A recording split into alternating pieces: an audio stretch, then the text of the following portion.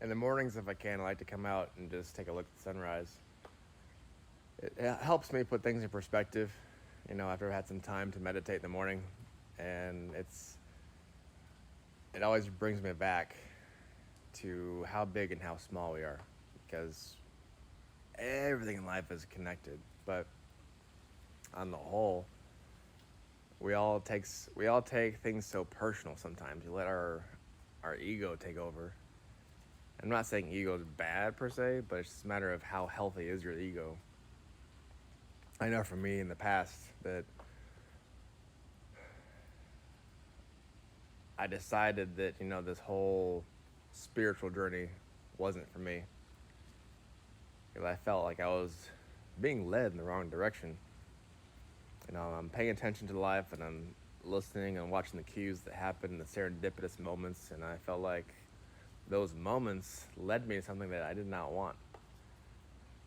And only to realize years later that me walking away from that extended that problem, that scenario, and only to realize that I decided to walk back into the unconditional loving arms of the spiritual walk,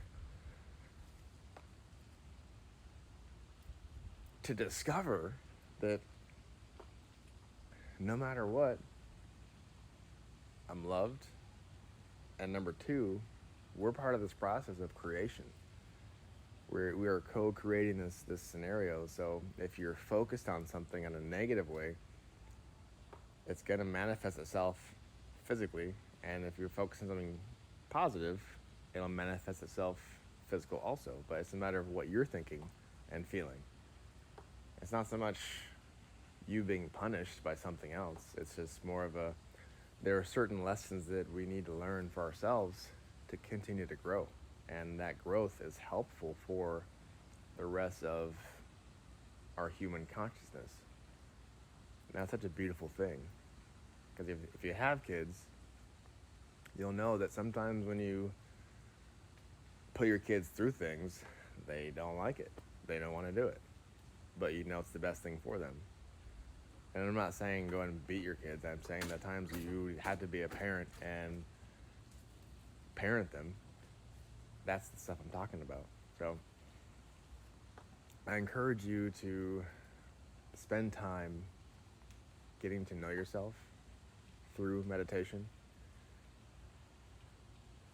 and also tap into those intuitive moments that you have, because when those start happening more, that lets you know that you're on the right path.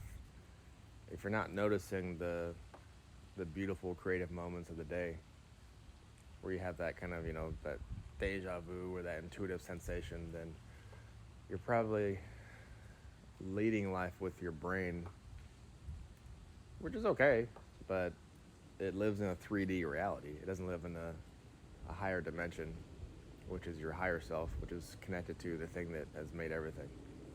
So I'm not so much religious per se. I've been down that path.